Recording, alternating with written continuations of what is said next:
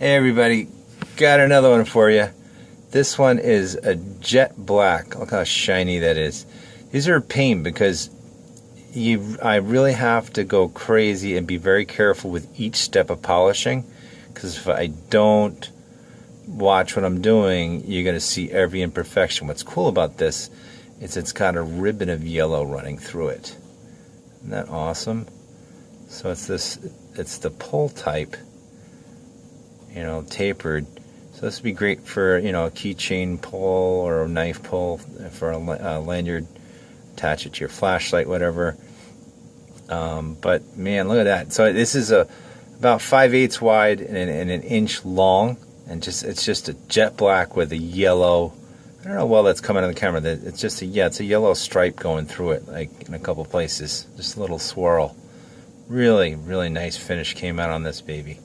So go over to fiddlebone.com and check it out. Tell your friends, share, like, subscribe, all that cool stuff. Have a wonderful day. Bye-bye.